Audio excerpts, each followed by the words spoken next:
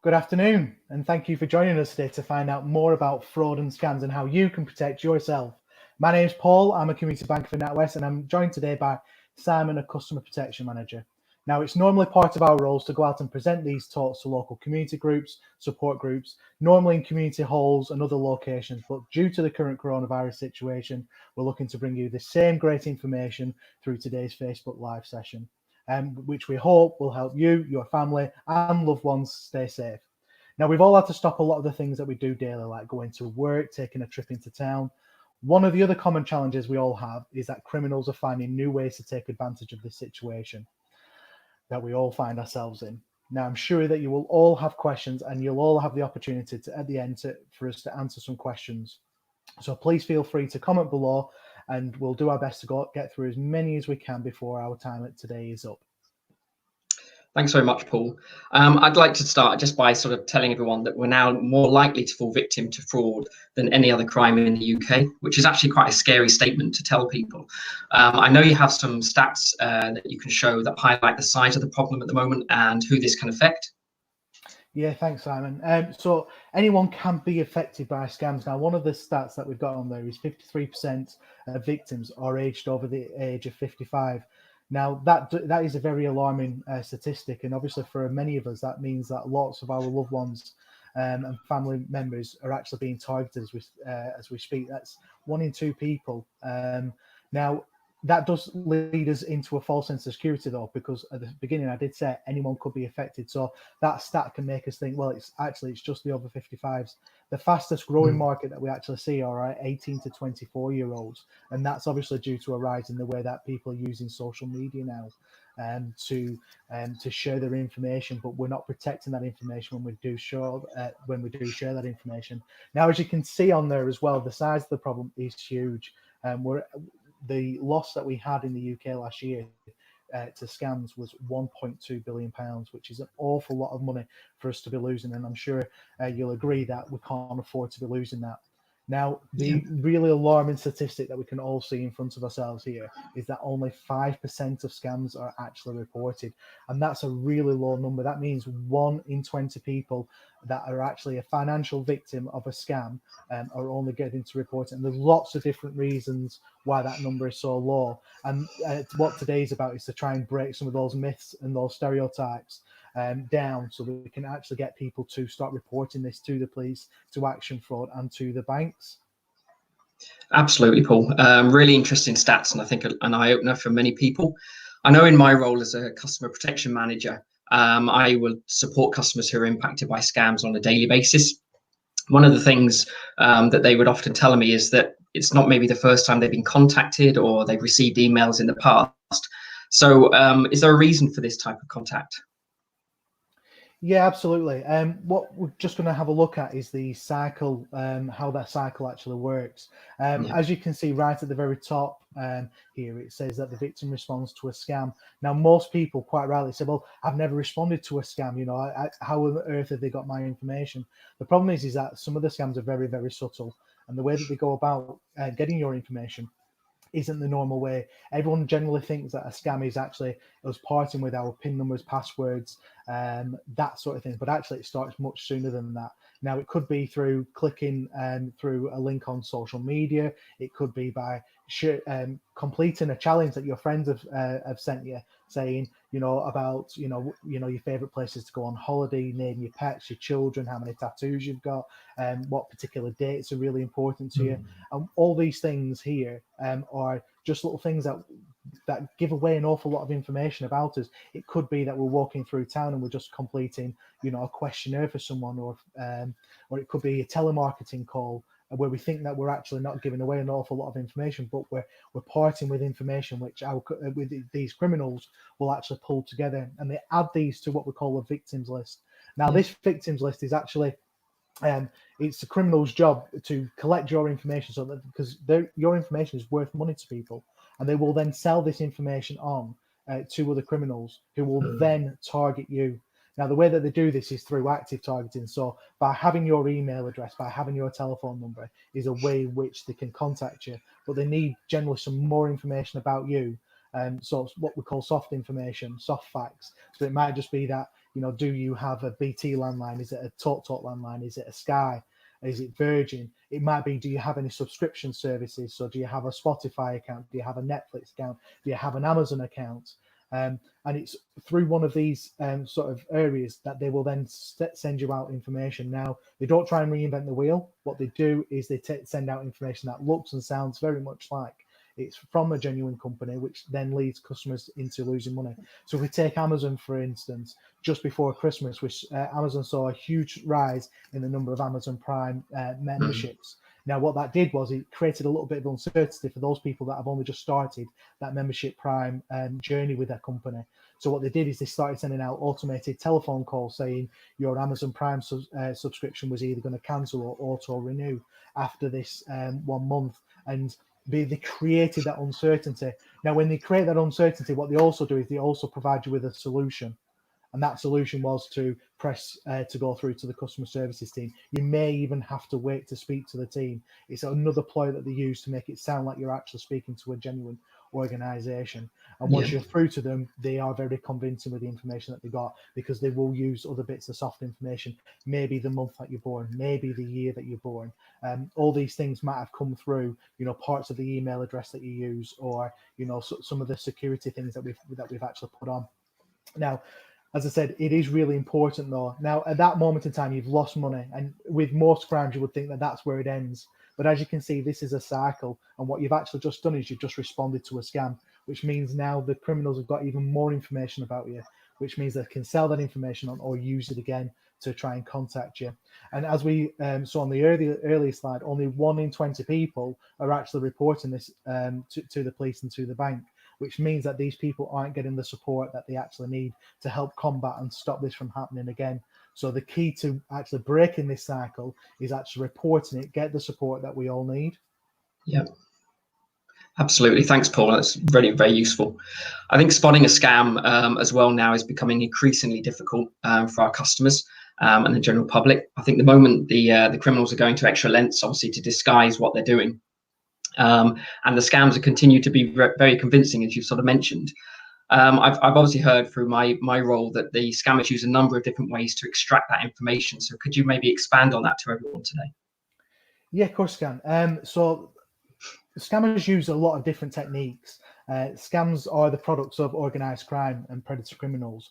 And we can see here on the screen, I'm going to, it's an oversimplification this, so please forgive me for this, but I use the analogy, it's like two sides of the coin. So you've got the heads, the befriending and grooming techniques. They will appear really legitimate, helpful, friendly, and charming. They will do all the things that they said that they're going to do. They'll keep talking to you. They will even have a 45-minute conversation, just seeing how you are. But while we're having that conversation, we've all heard the term loose lips sink ships, because during all that time, you are actually giving them that person lots of information. And by the end of it, you feel like you're talking to a friend or a family member rather than talking to a stranger who just contacted you. So when the ask then comes at the end of that conversation, it's much easier to hand over your bank details, security details, because you're not talking to a stranger now. You're talking to someone that really cares and is really interested in what you've got to say.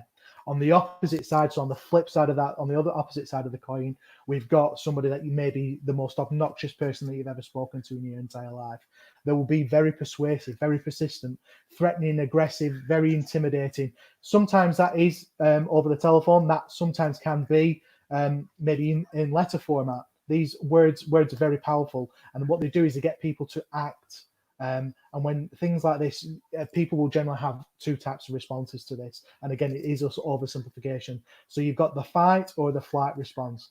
Now, the fight response might be a case of that, well, you can ring the police up, you can get the bailiffs round, I'm not bothered, they've got to come through me, I'm standing on my doorstep, and you'll be sent away with a flea in your ear. With that side of things, they would very quickly move back over to the grooming side. So I understand what you're saying. I'm really sorry about that. I have to say it because of X, Y, and Z.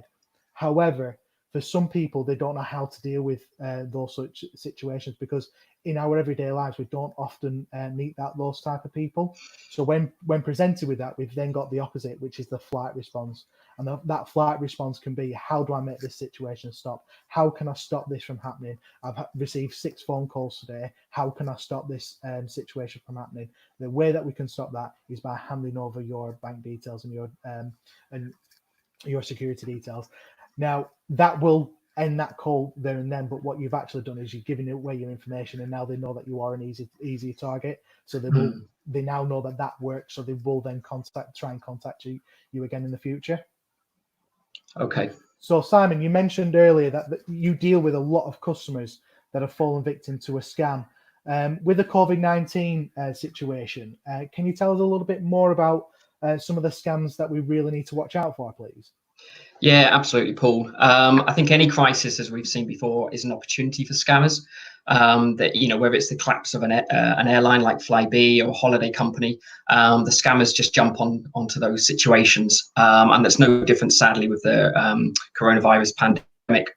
So we're all at heightened anxiety, and so we're more susceptible and vulnerable to these types of scams. In fact, Action Fraud announced last week some figures relating to the impact of the COVID-19. So in the last 2 months, and bear in mind we've only been in this sort of 2 months, they've reported 641 cases with a financial impact of £1.8 million in loss. So bearing in mind, as you mentioned earlier, Paul, the 5% of these reports are getting reported as crimes. You can see how much of an impact these types of scams are having on us. So on the next part of the presentation, we're going to go through some of the emerging scams that we've seen linked to the coronavirus. So we'll go through each one of those. So the first one there, coronavirus tax refunds.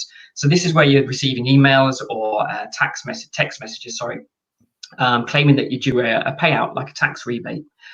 So they're sending these out. They're looking very official. They're coming from potentially like a government email address or a text.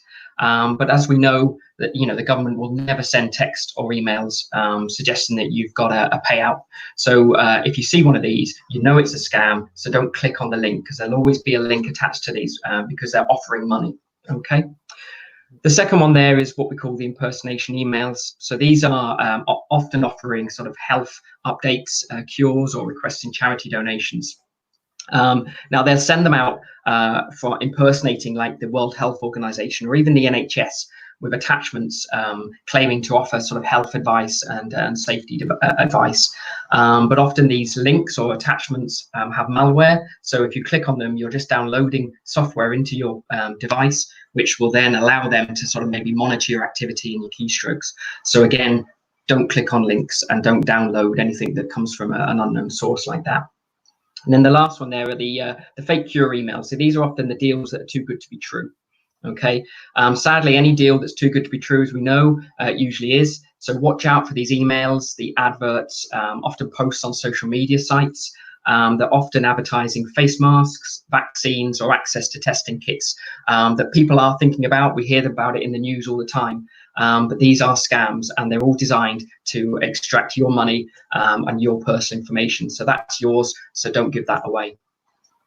So we've gone through some examples, and the next slide will show you how these actually look in real life. I think they're very good to see, because it hopefully will raise awareness, and that's what this presentation is all about. So these text messages look genuine, okay? They look like they come from the government. It's all like ukgov.co.uk.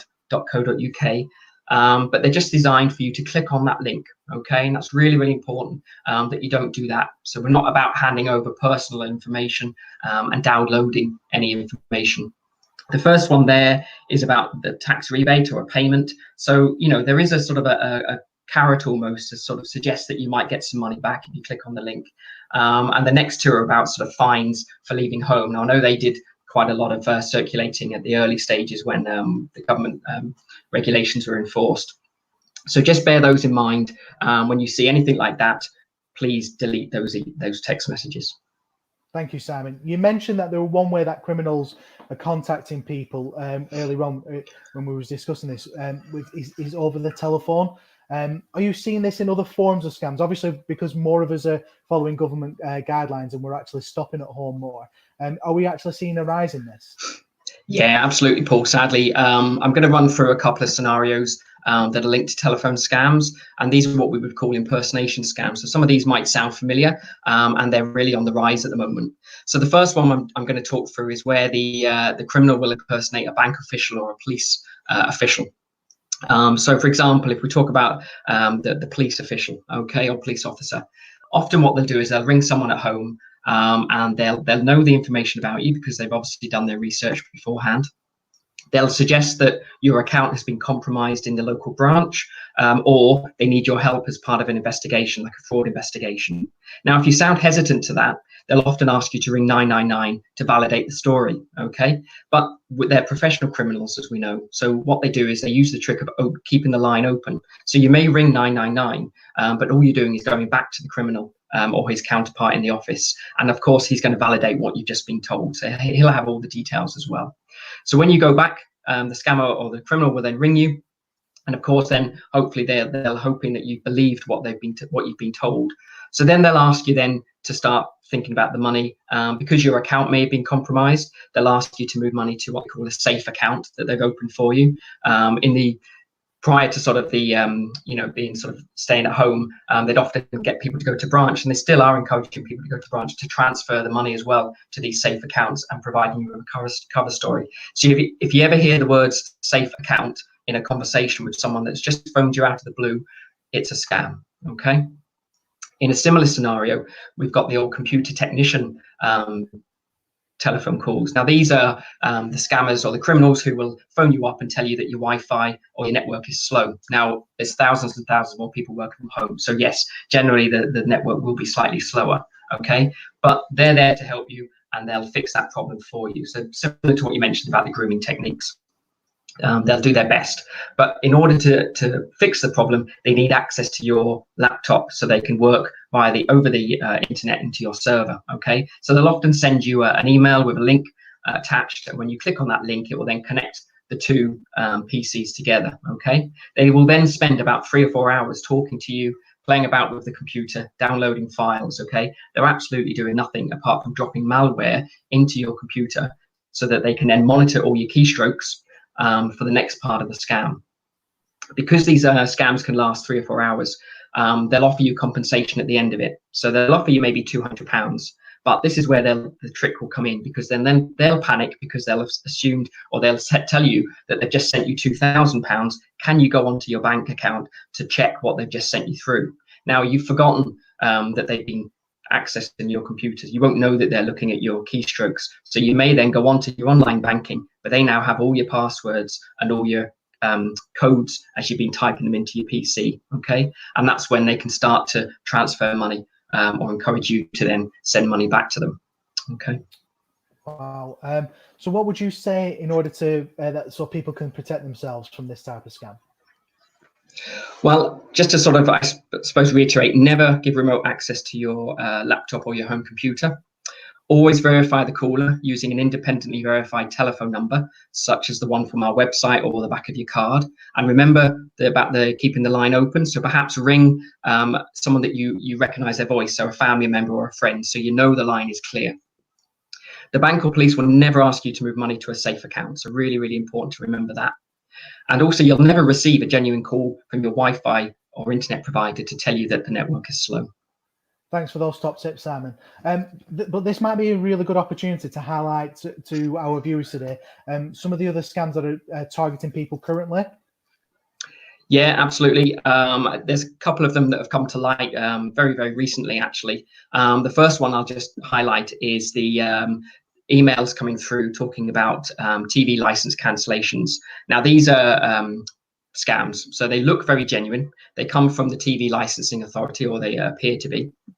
They'll often detail a late payment charge, or that the license fee couldn't be paid due to a payment issue, and that needs to be rectified. Okay, so again, they'll include that link in the email or the text, which takes you to a form. You complete that with some very basic information: name, phone number, maybe the bank that you bank with, and then they'll use that information to phone you then to then maybe potentially look back at one of those other impersonation scams. So then they'll start to pretend to be somebody on the phone to try and get information from you, like account details and payments, and potentially look to the next level of accessing your PC to transfer funds. So really, really important to keep an eye out for that, because it's doing the rounds at the moment. The other one that was very recently, in fact, it was this week as well, was the fake text going round. As you can see there, very good example. NatWest received a request to update your new mobile number. If you don't recognize it, please visit the email address that they provided. Now, the email address was a scam email address. Would have taken you to a sort of a cloned, what looks like a very good copy of a NatWest account page, and then they will ask you again for information to verify it. Now, the key with both of them is that sense of urgency. So one of them is telling you that something's wrong, a payment has been made, and of course you want to be watching TV at this time, so you potentially will go and click on those links. The other one then is also, you know, that your personal details have been updated, and if you don't recognize it, please contact us. So again, you want to verify that. There's that sense of urgency, but in both situations they're scams, so please contact the bank before progressing anything. Thank you, Simon. Some really great information there to help our customers protect themselves. But if customers really wanted to go and read up a little bit more and find out more information on how they can protect themselves and their loved ones, can you advise where we can actually direct our customers to, please? Yeah, there's a couple of great sites to go to. First one I would recommend is the security page on the natwest.com homepage. If you click on the help and support, and then click on the security and fraud, it's a wide range of information, lots of useful videos, and top tips all about protecting you from scams. And it goes through all the different scams, more than we've got time to go through today, but really, really useful to use. The other one is the Friends Against Scams site. This is run by National Trading Standards, and they have a great online training program. So in 20 minutes, you can become a friend against scam. So it's really, really useful to go through that while you're at home with your family. Recommend friends to use it as well, because again, it highlights and it raises that awareness, which is what this is all about, to ensure that the more awareness we get, the more less likely we'll fall for these scams. They've also updated it quite recently with some of the coronavirus scams that we've seen. Secondly, then, or thirdly, if you feel like you have been a victim or you're concerned, you can ring Action Fraud, and you can also talk to the bank. We're here to help and support. Fantastic. And before we open to questions, Simon, do you want to share your top tips for us all to consider in regarding protecting us all from scams? Yeah, absolutely. I think just to consolidate some of the information, because we're giving the viewers a lot of information there. 5 top tips from me. So the first one would be extra careful if you receive these phone calls or texts or emails claiming to be from a bank or a trusted organization. Okay, a genuine bank or organization will never ask for passwords, PIN numbers, so they'll never contact out of the blue looking for that information. So it's your personal information, so please don't give that away. Secondly, never click on a link. So if you get an email or a text and it's asking you with that sense of urgency, as we mentioned before, don't click on that link. Okay, you can always go to the search engine or via the website directly if you have any queries, and contact the company directly there. Never allow remote access to your PC or laptop. Okay, often they'll send the link or ask you to download an app in order to do that. So if anyone asks you, you know that's a scam. Watch out for poor grammar and dodgy spelling in emails, okay? But also printed material and letters. We're still seeing those fake lottery letters going out telling you you've won this or won that, okay? So just look out for those sort of materials, and often they have poor or dodgy spelling. And then lastly, and just as importantly, take 5. So just stop, think about what you're being asked to do. If you're concerned, just stop and take 5 and talk to someone, family, friend, or even the bank, as we're here to help. Thank you, Simon. Some great top tips there, and I'm sure they're going to really help. And now we're going to open up for some questions. And I promise, if you're thinking of a question, you're not alone. So please feel free to ask us anything.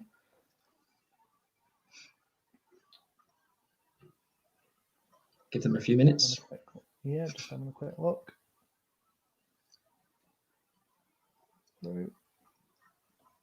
I've got a question if we don't get one. All right. Okay. Yeah. Go on, Simon. I'll ask you, Paul. We talked about sort of the emails and stuff. So how would someone recognise maybe that the email is a fake email?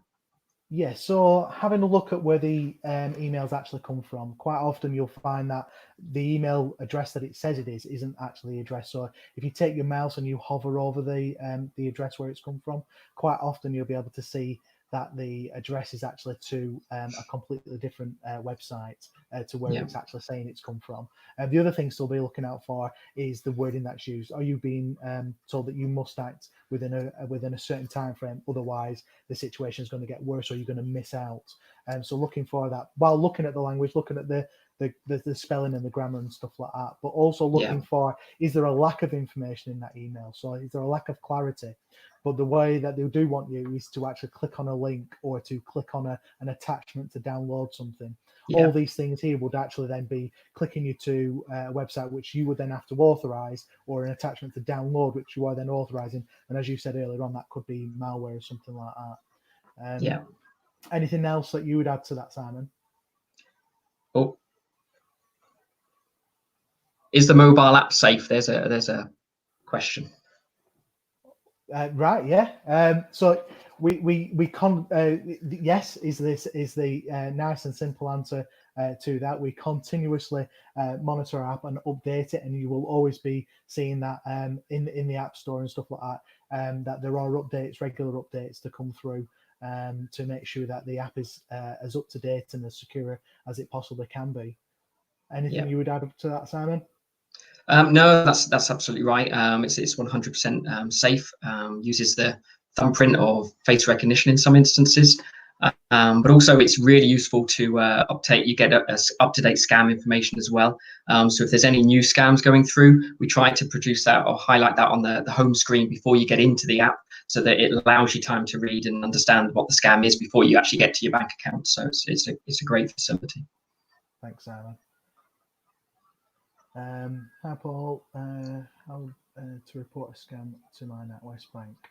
Great question. Again, the quickest and simplest way is, if you've got your debit card, you can just contact the bank just using our normal 0345 888 number. If you give that number a call on the back of your card, you'll get through to our switchboard, and they would actually put you through to the right department. But you can also visit our security zone on our website. So just going to NatWest, clicking under search fraud and scams, and the information, the contact information is on there as well. Anything you'd add on that, Simon?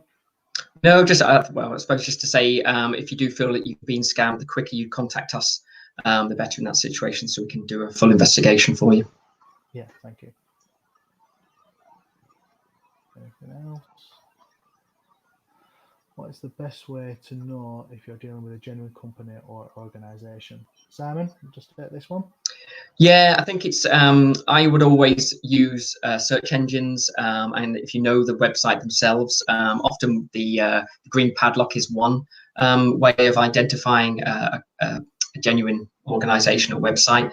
But I would always stick to ones that you know, and don't click on a link that comes through on an email, just because it may say it comes from Adidas, for instance, or something, or NatWest.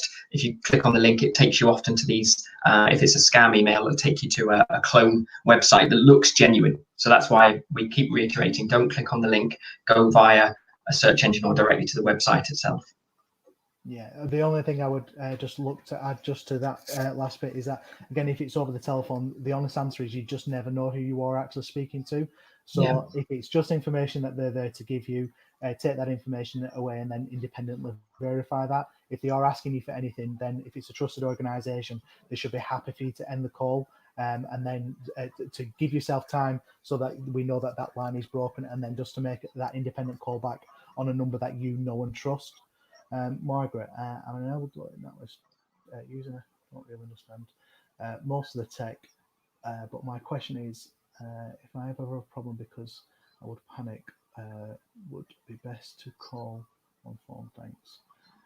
Okay, Simon, have you want to just pick up that one? Yeah, I think it's sort of similar to the previous one we asked about who to contact, and the best advice would be, if you are in a panic and you're not comfortable with tech and getting online, use the number on the back of your card. But as we mentioned before, make sure the line is clear. So call a friend or family member that you recognize first. And it's always difficult to remember because when you are in a panic, it's probably the last thing you'll remember. But it's just important to make sure the line is clear. And then if you can't remember any other number, use the number on the back of your card. Yeah, absolutely. And our website is consistently updated, especially through these difficult times that we're all in at the moment. And we have got dedicated lines for different people as well. So what I would just say is that I'd just like to thank you all for your questions so far. And what I would say is that if you have got any other questions, you can search NatWest Security, as you can see, just to learn more information about how you can keep yourself safe and secure. So I would just firstly like to thank Simon for his time today, and secondly, I'd like to thank you for joining today. I wanted to close today's Facebook live session like I always close my presentation, as that is by saying that this is just the start of a much bigger conversation we all need to be having. So please, please, please, please pass on the information that you've learned today to a neighbour, to a colleague, to a family member. And please let us know if you like the information today, if you found it useful in any way. Please comment below or simply hit the like button. It will just help us create further presentations for you in the future. So thank you all for spending a little time with us today. Ta-da. Thank you.